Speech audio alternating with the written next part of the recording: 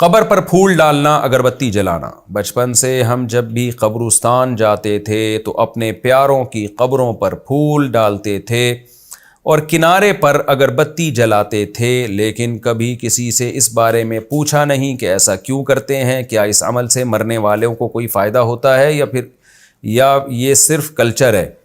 خرم خیرانی امریکہ سے۔ یہ کلچر ہے اور ناجائز کلچر ہے، حرام کلچر ہے۔ نہ قبروں پر اگربتی جلانا جائز ہے، نہ قبروں پہ پھول ڈالنا جائز ہے، اس کو چھوڑ دینا چاہیے۔ کیا چھوٹے بچوں پر ڈائریکٹ دم کرنا سخت گناہ ہوتا ہے؟ کسی بزرگ نے کہا کہ چھوٹے بچوں پر آیت الکرسی پڑھ کر ڈائریکٹ نہ پھونکا کریں، یہ بہت سخت ہوتی ہے۔ ویسے ہی کمرے یا گھر پر حصار کر دیا کریں، اس کی کیا حقیقت ہے؟ عاصمہ شیخ۔ یعنی بچے پہ ڈائریکٹ نہیں پھونکے تو کسی پائپ کے ذریعے پھونک لیں، تو یہ ایسی غلط بات ہے۔ ڈائریکٹ ہی پھونکنا چاہیے، کوئی حرج نہیں ہے اس میں۔ اور گھر پہ حصار وصار کچھ بھی نہیں ہوتا، پتہ نہیں کہاں سے لوگوں نے نکالا یہ حصار۔ نبی صلی اللہ علیہ وسلم سے رقیہ ثابت ہے، اپنے ہاتھوں پہ پھونک کے باڈی پہ پھیر لینا۔ تو ماں کو چاہیے جب بچے پہ دم کرے اپنے ہاتھ پہ آیت الکرسی، سورہ فلق، سورہ ناس پڑھ کے پھونک لگائے اور بچے کے جسم پہ پھیر دے۔ سنت کے زیادہ قریب یہ والا طریقہ ہے۔ زکوٰۃ دینے کا مہینہ کون سا ہے؟ میری زکوٰۃ اس ماہ سے شروع ہوئی ہے، کیا ماہ رمضان تک زکوٰۃ دے سکتی ہوں؟ اہلیہ یعقوب سواس سے۔ دیکھیں، زکوٰۃ کا کوئی مہینہ نہیں ہے، یہ جو مشہور ہے لوگوں میں رمضان زکوٰۃ کا بھی مہینہ ہے، یہ بالکل غلط مشہور ہے۔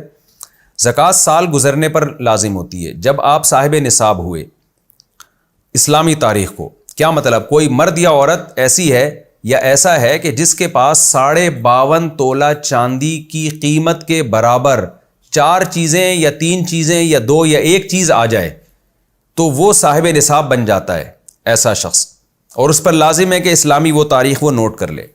سونا، چاندی، مال تجارت اور کیش، یہ 4 چیزیں۔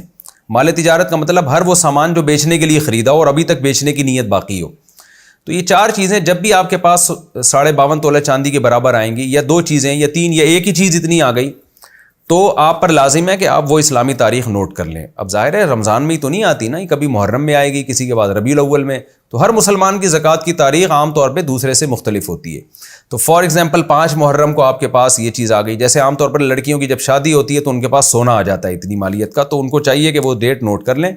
اگلے سال جب وہی اسلامی تاریخ آئے گی تو پھر دیکھا جائے گا یہ 52.5 تولہ چاندی کے برابر یہ نصاب ہے یا نہیں ہے۔ اگر کم ہے تو نہیں ہے زکوٰۃ واجب، اگر زیادہ ہے اس تاریخ کو یا اتنا ہی ہے تو جتنا ہے اس کو کیلکولیٹ کریں، 40 سے ڈیوائڈ کریں، جو جواب آئے وہ زکوٰۃ بنتی ہے، وہ دے دیا جائے۔ دینا پھر فوراً ضروری نہیں ہے، قسطوں میں بھی دے دیں اور فوراً دے دیں، وہ حسب توفیق وہ دی جا سکتی ہے۔ ایڈوانس میں بھی زکوٰۃ دی جا سکتی ہے کہ آپ کی زکوٰۃ کی تاریخ 5 محرم بن رہی تھی لیکن آپ نے ذی الحجہ کے اینڈ میں ہی دے دی، آپ نے اگلا سال آنے سے پہلے ہی دے دی، تو وہ بھی ٹھیک ہے۔ لیکن پھر آپ کو 5 محرم کو حساب کرنا پڑے گا، کم تھی تو ایڈجسٹ کر لیں، زیادہ مزید دے دیں، زیادہ دی تھی وہ اضافی پھر گریوی ہو گئی۔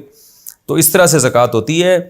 تو اس لیے آپ نے جو کہا نا کہ رمضان تک زکوٰۃ دے سکتی ہوں، تو دے سکتی ہیں ایڈوانس میں۔ اگر محرم میں زکوٰۃ واجب ہوئی ہے، آپ نے اس سے پہلے والے جو رمضان آئے اسی میں ایڈوانس میں نکال دی تو بھی ٹھیک ہے۔ لیکن رمضان بہرحال زکوٰۃ کا مہینہ نہیں ہے۔